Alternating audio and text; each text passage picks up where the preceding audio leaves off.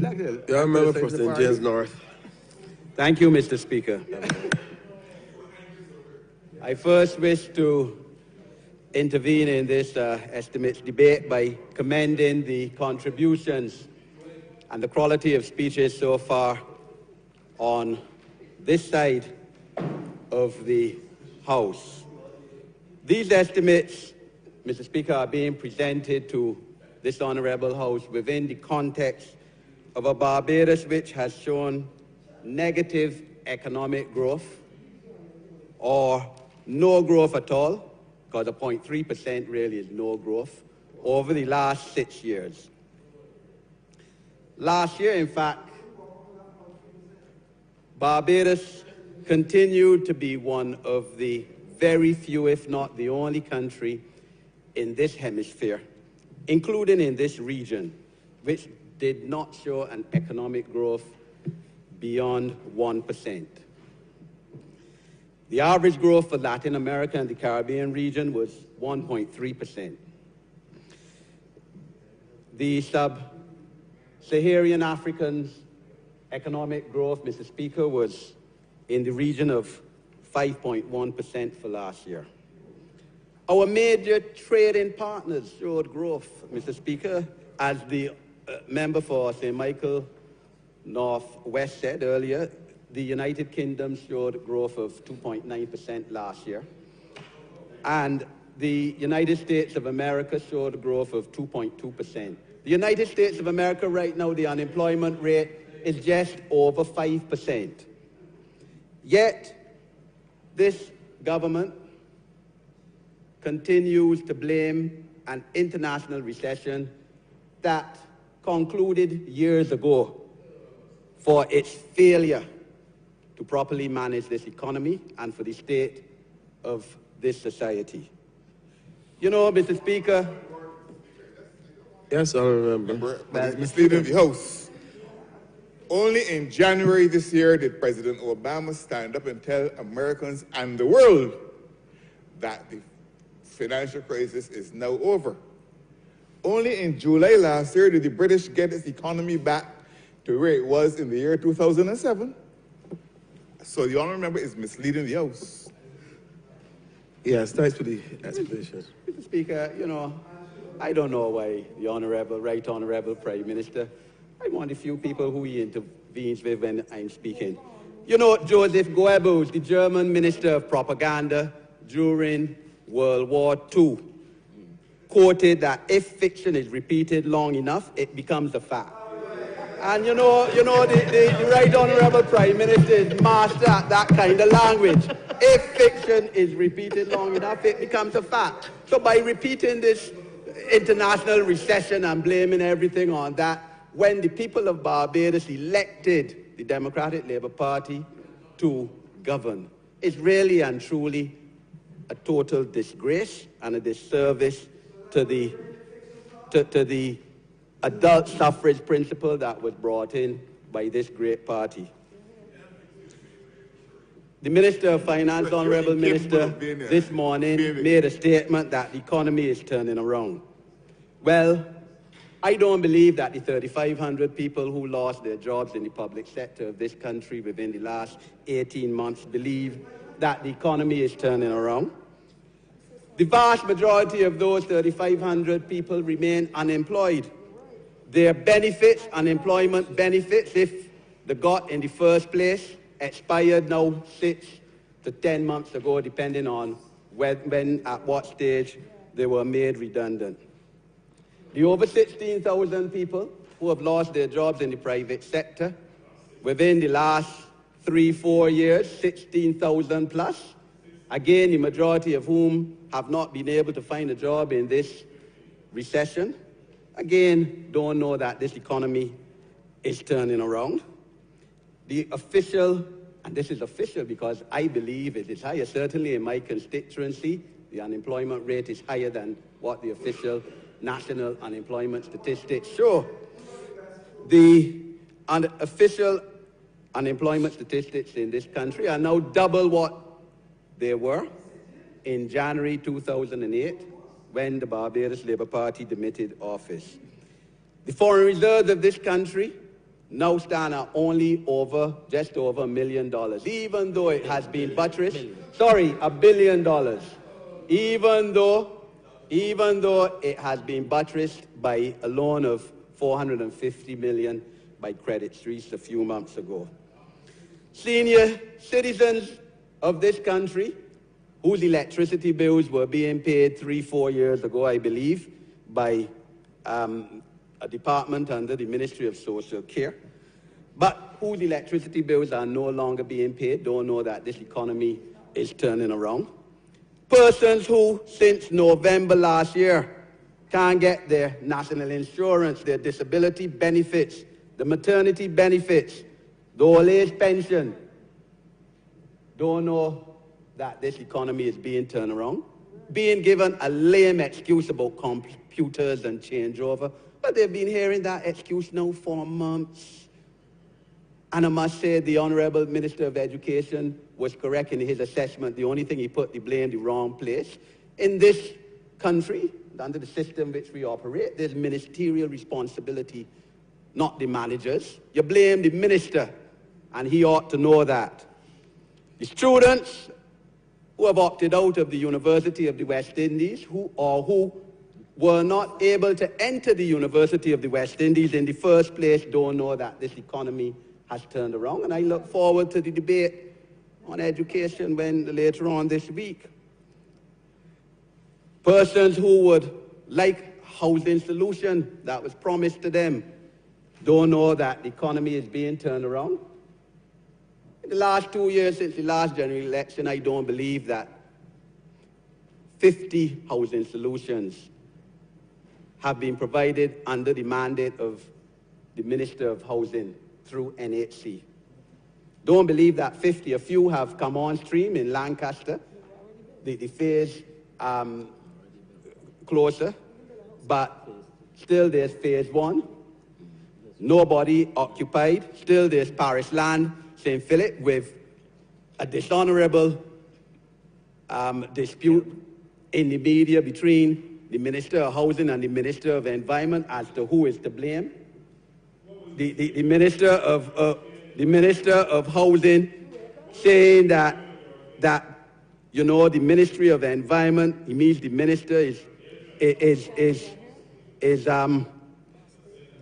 has not approved the proposed sewerage system, and that is the reason, with the minister, Honorable Minister of the Environment, disputing that. You know, the parents of the children at the Learning Center, of whom I spoke about last week, don't know that. Because, and I must say, Mr. Speaker, I must inform this Honorable House and the public of Barbados that within 42 hours of me speaking on that issue in this Parliament last week, Tuesday, the Learning Center was given $100,000 in subvention. Very good. Now, if I didn't raise the issue, that would not have been so. But they still don't have the bursaries. And the Minister of Education in his chair said that what I said was not true. The principal of the Learning Center came and said exactly everything that I said in this Parliament last week, Tuesday, on the issue was correct. That was justified. At least they got $100,000 and they could work with that, even though the bursaries are still missing. My constituents in St. James North, who are still affected by flooding when there's 10 minutes of heavy downpour of rain, and whose roads in their districts remain in serious disrepair, in spite of the fact that I have written numerous letters to the Ministry of Transport, to the Ministry of Environment on these issues, petitions sent to the Ministry of Environment on flooding in Sion Hill. They don't know that this economy is being turned around because there seems to be no money to solve these issues. Those persons, Mr. Speaker, who have been burdened with a municipal solid waste tax, the most onerous and the most unjust tax ever passed in this Parliament since the coming into effect of black majority rule, don't know that the economy is turning around. And that tax was passed, Mr. Speaker, after the Minister of Finance said in this Parliament, no, he didn't say it in this Parliament, after he said in January last year that The more that he promised that more taxation will not be part of the solution at this time, but still 2 months after went on to table the municipal solid waste tax and to pass have the same passed in this parliament. Those thousands of persons who can't get back their income tax returns for almost 11 months now, almost a year in fact, don't know that this economy is turning around.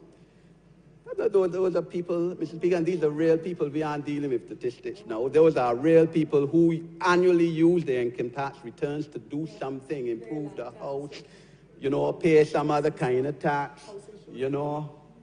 house insurance, some bill. Can't get it back. Promises still being made this time now that you're going to get it back by June. And June is a whole 3 months after now the income tax for this year and the income tax returns have gone in.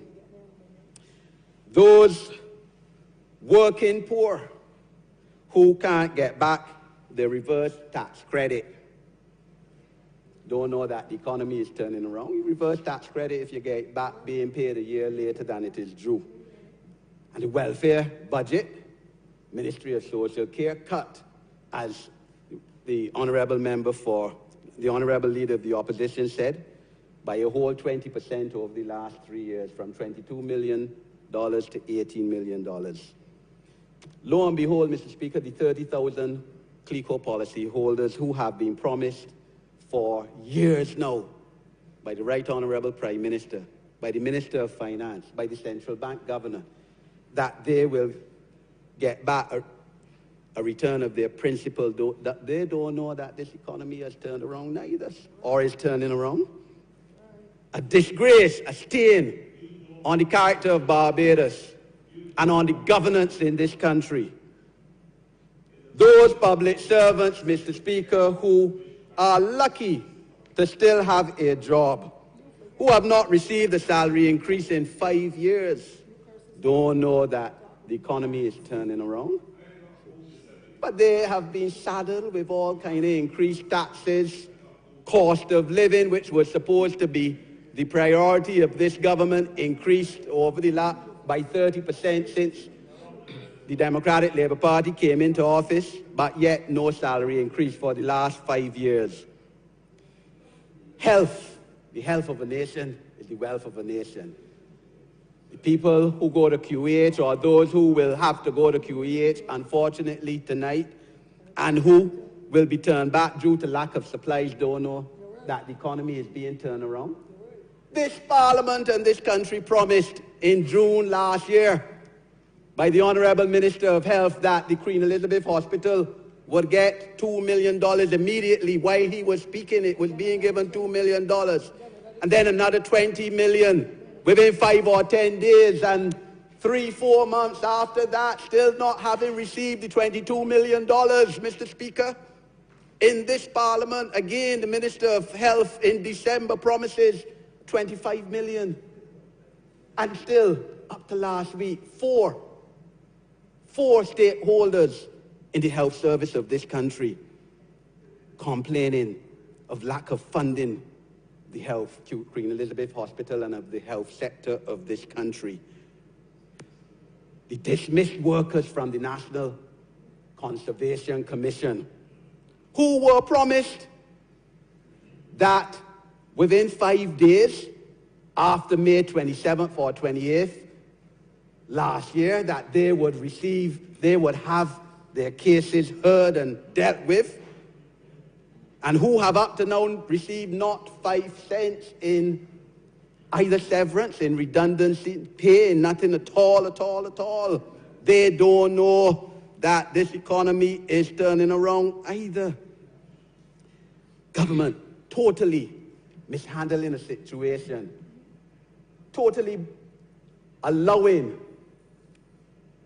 a ministry headed by a Minister of the Environment and a statutory corporation under his control to seriously mishandle a situation and to breach a principle of last in, first out. The 500 National Environmental Enhancement Program employees who were callously and unceremoniously dismissed on the last day of 2013. You imagine that? Starting a year, having lost your job the day before. They don't know that the economy is turning around either. The Right Honorable Prime Minister himself, having said that that matter was very, very badly handled. I agree with him on that one. The constituents of St. John, whose polyclinic remains unfinished after 7 years of the LP government, as the honorable member of St. John said, don't know that the economy is turned around, that money can't be found to finish the polyclinic. You know, Mr. Speaker, the situation, the sad situation is that this Democratic Labour Party government has become a burden to the people of this country. The Rural Development Commission, which oversees my constituency, unable to deliver. Tell you straight, they have no money. All it is an employment bureau right now. No money to do anything to repair any person with disabilities home, any old person's home. Can't put a street light, can't repair a road, no money whatsoever. Same thing with the Urban Development Commission. Unable to continue its funding of the transfer of tenancies program. The employees of those two commissions on edge from month to month, not knowing whether they would have a job the next month. The Honorable Minister of Finance telling you that he's going to rationalize, these corporations. But they're in the same position as many other government workers, including those at the port. Don't know when the day of reckoning will come, when the gravel will be knocked on the table and they will no longer have a job. But yet we hear that an economy is turning around. You know, the whole issue relates to continuing lack of confidence in the words and in the actions of this government, particularly in the words and actions of the Right Honorable Prime Minister, sad to say, and in his Minister of Finance.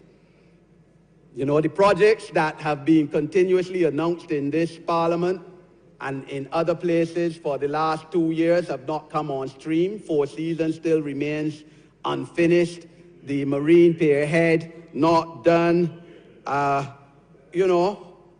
Numerous projects not coming on stream yet to catalyze the construction industry in this country. The workers, having lost their jobs, having been told by the Democratic Labour Party government, including by the Prime Minister, that not one public servant will lose their job. The Prime Minister himself saying at a meeting in St. Philip in mid-October 2013,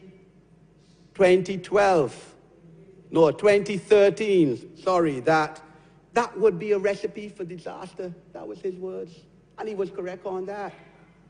That the dismissal of public servants would be a recipe for disaster. Yet, in spite of that, within 2 months, the Minister of Finance in this Parliament, in a ministerial statement, speaks about laying off 3,000 public workers and proceeds to do the same. But then again, we have a Prime Minister who, as the Honourable Leader of the Opposition said earlier, rubbish the international credit ratings assessment of Barbados' economy. So they're rubbish. But yet, that rubbish, those assessments are costing Barbados, I believe it is $6.75 million in additional interest rates every 6 months to the Credit Suisse. Yet, that rubbish has resulted to a large extent, if not totally, in one of the major Sagicor headquarters making a decision to leave Barbados, with the Honourable Member for St. Lucie adding to the furor and, not understanding the situation which he first enunciated before a handful of people in my constituency at a branch meeting. A handful of people and 2 dogs, that is all they got at the meeting. But then he repeated it. You know, if you thought that he had a moment of insanity, then he went on radio 2 days after and repeated this political nonsense rather than accepting the blame of his government. This government has led Barbadians to a pathway of poverty. All the economic strategies that it has tried, and it's tried at least 4, have failed. Over the last 19 months, you know, you had first before that a budget in August 2013. You had a December 2013 ministerial statement. In spite of all of that, the government is still broke. In spite of all of that, it still has a major credibility problem. In spite of all of that, the country is in serious disrepair.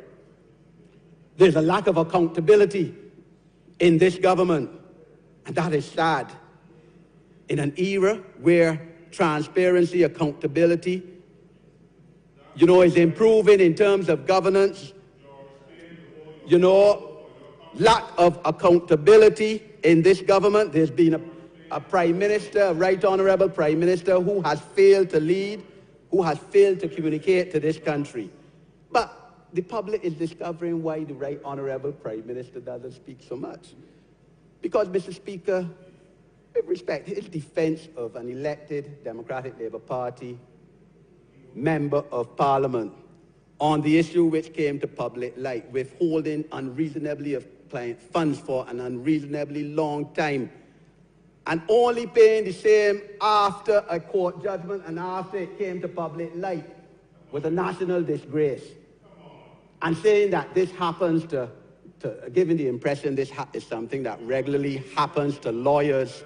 You know, I've been practicing law in this country for 30 years. Never once has any client of mine written the Bar Association on a complaint. So this doesn't happen to lawyers. Let him speak for himself. The Right Honorable Prime Minister said he had been in that position where clients have written the Bar Association on him. Let him speak for himself.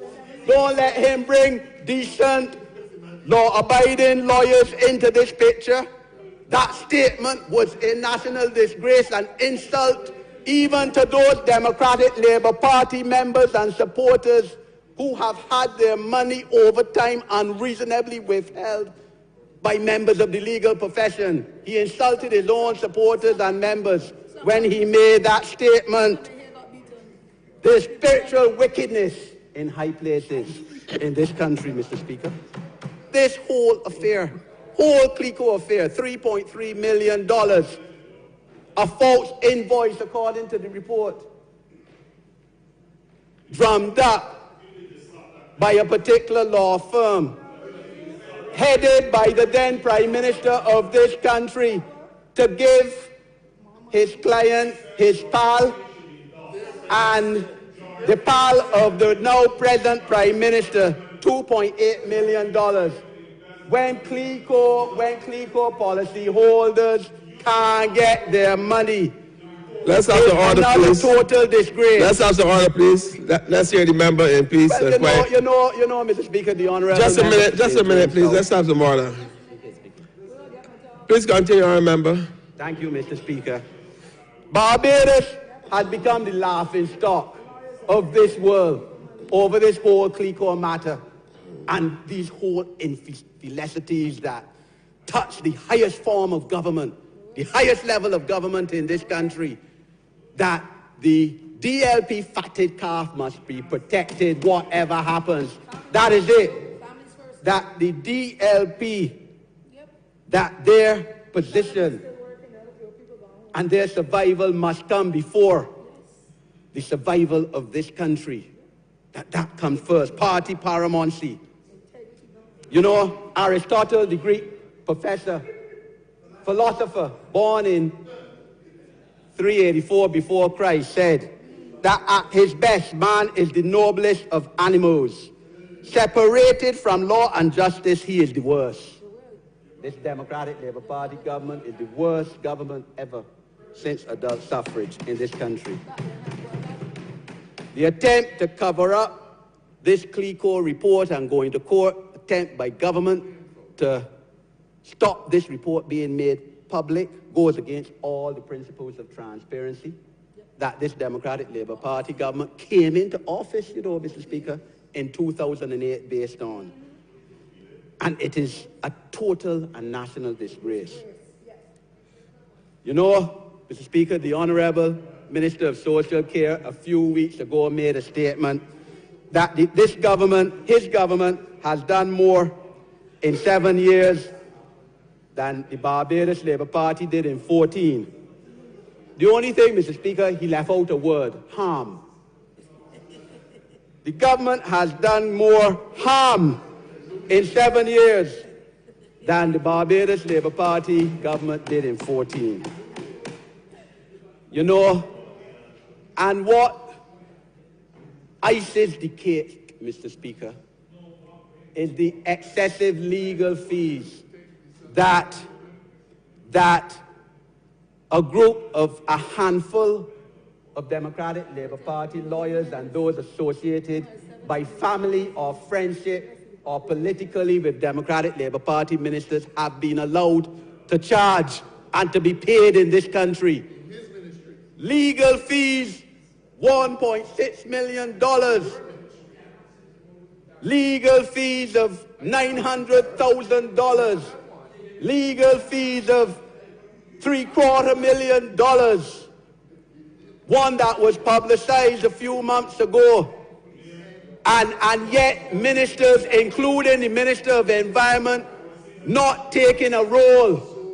No one telling the statutory corporations involved, whether it's the NCC, whether it's BIDC, whether it's Barbados Water Authority, look, send the matter before the cause committee of the Bar Association. The Attorney General, who is supposed to be the principal legal advisor to the government, not having the balls to advise the ministries that should be done. These legal fees, when combined by this handful of members of the LP fatted calf in the legal profession, including by one who is now... You have 5 minutes, I wish to wind up. Yes, sir. Yes, sir. I appreciate that. Including by one who is now chairman of a tribunal that has been unable to get off the ground for 2 years now. Is a disgrace. And if all of these combined legal fees had not been paid and the proper legal fee had been paid under the scale of fees, or if the matter had been sent to the cause committee of the Bar Association, as it should have been done, Mr. Speaker, how many thousands of people could have been employed in this country still? Or how many thousands of people could have a meal tonight, rather than their parents going to the store today and buying only enough for tomorrow because they don't have any more money in the pocket? Wow. Or how many more people, Mr. Speaker, could have had the mortgages paid or the rent paid or the electricity bills, or would have been able to feed the children? Mr. Speaker, I happened to be in a St. Michael constituency at the start of the school year in September and saw 2 young fellas who should have been at school pitching marbles on the Thursday when the term started, the Monday or Tuesday, depending which school you go to. When I asked those 2 boys, one 13, one 8, in a St. Michael constituency, represented by the Democratic Labour Party in this House, in an area that is traditionally a DLP stronghold. When I asked the 2 of them why they're not in school, their response to me was, my parents ain't got the money yet to buy my school shoes. They're hoping to get by the weekend. Another one, my parents ain't had a school bag. I ain't got the school bag to go to school. I'm hoping to get it. Don't drive me to name the constituency. That is what is going on in Barbados right now. But you have a Democratic Labour Party cabinet and their fatted calf, their consultants, who still get their money and their pay. gleeing themselves false glee about economy is turning around when there has been total decay of the social economic factors of this country. These estimates, Mr. Speaker, are a sham. They are an attempt to cover up ministerial incompetence, ineptitude, and failure. They totally ignore the principle of let the welfare of the people be the ultimate law, said by Cicero, the lawyer, politician, and orator many years ago. I'm obliged to you, Mr. Speaker.